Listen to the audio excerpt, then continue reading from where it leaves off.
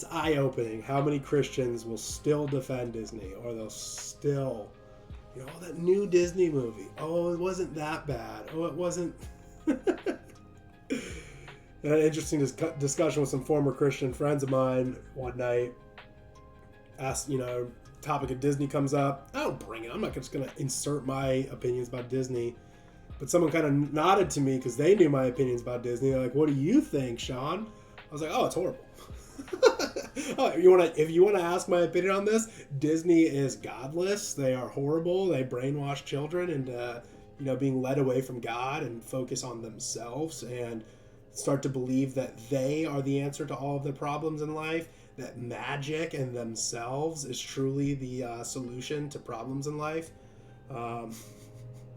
Not God, not the gospel. There's no need to be saved. You don't need a savior.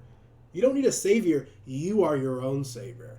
You know, you don't need rules and limitations on your life. You don't need to obey anyone or serve anyone. You serve yourself. You live for yourself. You seek pleasures and comforts and success for yourself. You know, it's like literally like an Aleister Crowley playbook in every single Disney movie, you know. But they're asking, I was like, you know what? Actually, like grim fairy tales are so much better for children.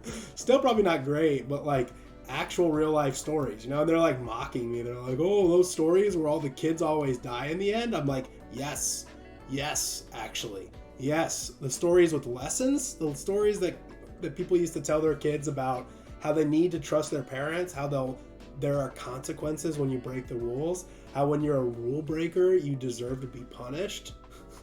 That's a little more in line with the gospel, don't you think? You know?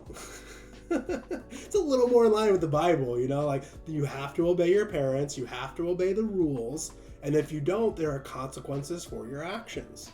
You know, that could be eternal consequences. That's a little more in line with the Bible than like, hey, fairy godmother, can you give me fancy clothes so that I can go impress a boy and be happy? I want to be happy and have a husband. Hey, magical fairy, can you give me clothes, fancy, shiny clothes, so that I can go pleasure myself and please myself and have high status?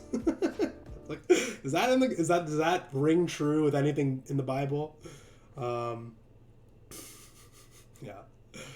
And late as the Frozen one, I heard the Frozen song, the Let It Go thing, and that, I mean, talk about Aleister Crowley. I mean, Let It Go, the whole song is about how, like, I'm gonna do what I want, and I deserve to be happy. Me, I'm in control. I am powerful.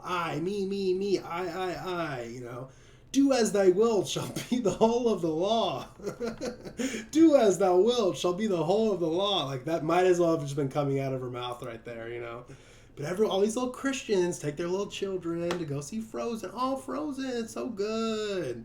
Elsa, I love Elsa. Yeah, let it go. It's just like, guys, wake up. You know, wake up to this stuff.